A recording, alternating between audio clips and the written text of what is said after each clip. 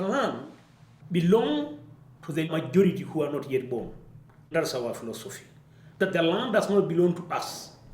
We are only the custodian for those who will be coming tomorrow. I think the commercialization of almost everything, including the air, including waters, including everything, has really disadvantaged the people who have very limited voice. And this is why you see the Ngorongoro, the Loliondo case, where innocent people are being killed in the name of conservation. But that's not conservation. That brutality of killing innocent people and killing their livestock is not conservation. Why? Because in a natural environment where we are talking about a true conservation, the Maasai have been living with wildlife for many since immemorial.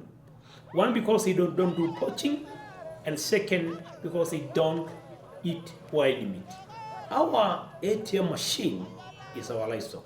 We depend entirely on our livestock for our basic need, whether it's clothing, whether it's shelter, whether it's food, whether it's health, whether anything, we depend entirely on livestock.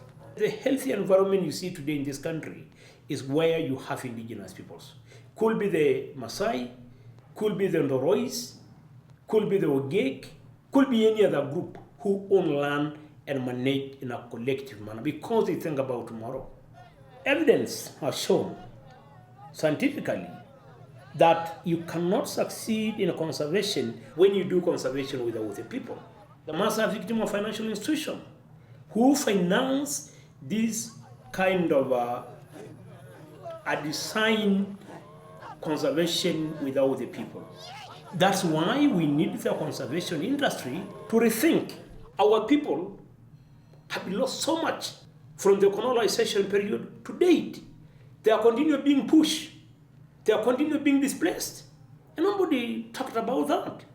The people today who live around the game reserves are also the poor of the poorest. One of the major failures, as I conclude, of the traditional protected areas and conservation is a system that do not recognize the contribution of those who give the land. So in terms of resource benefit sharing, it doesn't exist. So you have a web of people who come together to pursue a particular interest. And I don't think so interest for wildlife, so to speak. If you see what's happening in Tanzania, Ngorongoro, Loliondo, they're not doing it for wildlife. They're doing it for the interest of the Middle East, for hunting. And our people do not hunt. And I don't see the reason why people do not see something that is so obvious.